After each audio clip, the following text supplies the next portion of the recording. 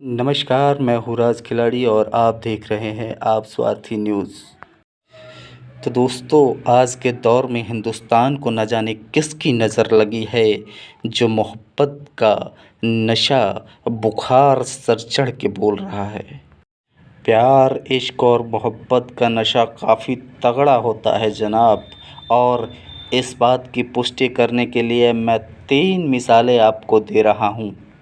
पहली मिसाल है मनीष दुबे, जो ज्योति मौर्य और आलोक मौर्य के बीच में आया हुआ सैलाब वो था मनीष दुबे। सफाई कर्मी आलोक मौर्य ने अपनी बीवी द्वारा किए गए बेवफाई का विवरण तमाम जनता के सामने पेश किया था। और दूसरी मिसाल मैं देना चाहूँगा सीमा हैदर और गुलाम हैदर की शादीशुदा ज़िंदगी में आया तूफ़ान, जिसका नाम था सचिन। पबजी के ज़रिए शुरू हुई मोहब्बत सीमा हैदर की सचिन से, जो कि हिंदुस्तानी है, और सीमा हैदर एक पाकिस्तानी है। और पाकिस्तान हिंदुस्तान की सरहदों को पार करती हुई सीमा हैदर हिंदुस्तान में आके सचिन से शादी रचाती है। ये थी दूसरी मिसाल। ठीक इसी तरह सरहदों को ना मानने वाली मोहब्बत फिर एक बार अपने कदम उठा चुकी है, जो कि अंजू के रूप में हिंदुस्तान से पाकिस्तान तक का सफ़र तय कर ली है। अंजू दो की हिंदुस्तान की रहने वाली है और वहीं उनकी मोहब्बत फेसबुक के ज़रिए हुई पाकिस्तान के एक युवक नसरुल्लाह से। इनकी मोहब्बत इतनी बढ़ी कि अंजू ने अपने बच्चों तक की फ़िक्र ना करते हुए पाकिस्तान तक का सफ़र तय किया और जाके अभी पाकिस्तान में अपने आशिक नसरुल्लाह से मुलाकातें की। तो ये तीसरी मिसाल थी। और तीसरी मिसाल में बता दूं कि अंजू अरविंद की ज़िंदगी में दखल देने के लिए फ़ेसबुक के ज़रिए आया पाकिस्तानी नसरुल्लाह और इनकी शादीशुदा ज़िंदगी को तबाह करके चला गया। तो ये प्यार, इश्क और मोहब्बत का रोग बहुत बदनाम है जनाब। इसने लाखों के घर लूटे हैं और लाखों के घर लूटने वाले हैं। तो हो जाइए सावधान। मैं हूँ आप स्वार्थी न्यूज़ से राज खिलाड़ी, और फिर एक नई घटना के साथ आप। न जाने क्या हो गया है इस ज़माने को, क्यों रिश्तों को तार तार किया जा रहा है। एक तरफ ज़रा ये लोग सोचें कि जिनकी 2 बच्चे, 4 बच्चे और शादीशुदा ज़िंदगी है, मैं उनसे ये पूछना चाहता हूँ कि क्या हुआ है आपको? पागल तो नहीं हैं आप? ज़रा सोचिए, पढ़े लिखे नौजवान हैं आप लोग। आप इस तरह का कदम उठाएंगे तो ये दुनिया आपको किस नज़र से देखेगी, क्योंकि आप गलत कर रहे हैं। शादीशुदा ज़िंदगी, ऊपर से उन बच्चों का क्या होगा कल को? ज़माने की ठोकरों से वो याद किए जाएंगे।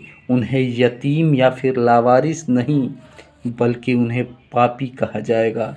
ये उनकी औलादें हैं जिन्होंने रिश्तों का खून किया है। तो क्या ये इल्ज़ाम केवल इन बच्चों पे आएगा, या इनके जो भी गुनहगार हैं वो इनके खुद माता और पिता हैं? मैं ज्योति मौर्य से पूछना चाहता हूँ कि उनके 2 बच्चों पे क्या गुजरेगी। चलिए, आप तो बड़े पोस्ट पे थीं, सरकारी नौकरी थी आपके पास, एसडीएम के पद पे थीं, फिर किस तरह का जुनून आपके अंदर आ गया? किस तरह का ये फेसबुक प्रचलन आपके अंदर आया कि आपने इस तरह की घटना को अंजाम दिया? सेम शर्म आनी चाहिए आपको। चलिए, ये रही पहली बात। और दूसरी बात मैं उस सीमा हैदर से कहना चाहूँगा कि तुम 4 बच्चों के साथ हिंदुस्तान में आ तो गई हो। हिंदुस्तान रहमदिल ज़रूर है, मगर अगर पता चला कि किसी साजिश के ज़रिए तुमने इस हिंदुस्तान में कदम रखा है, तो फिर तुम ये भूल जाओगी कि रहमदिल होता क्या है। हिंदुस्तान तुम्हें इस करनी की वो सज़ा देगा कि तुम्हारी आने वाली 7 पुश्तें याद रखेगी।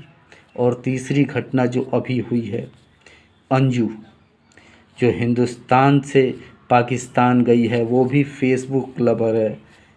तो मैं उससे भी ये बात पूछना चाहूँगा उसकी ज़िंदगी में क्या कमी थी। सामान्य लोग थे, अरविंद अच्छा खासा कमा रहा था और इसे खुश भी रखता था। फिर इसने पाकिस्तान का वीज़ा बना के लीगली नहीं बल्कि लीगल तौर से ये देखा जाए तो एक हस्बैंड के रहते हुए दूसरे मर्द से शादी नहीं की जा सकती, मगर ये अंजू जो अरविंद को छोड़ के पाकिस्तान में गई है, वो अपनी मोहब्बत को पाने के लिए मैं उससे भी यही कहूँगा कि लौट आओ, आगे रास्ता नहीं है। मंजिल जो तुम पाना चाहती हो, तुम जहाँ तक निकल चुकी हो उसके बाद आगे खाई है, कोई रास्ता नहीं है। इसलिए लौट आओ वापस और अपनी गलतियों की माफ़ी मांग के खुद को सही रास्ते पे डालो। इससे ज़्यादा मैं तुमसे कुछ कहना नहीं चाहता हूँ। जय हिंद, जय भारत।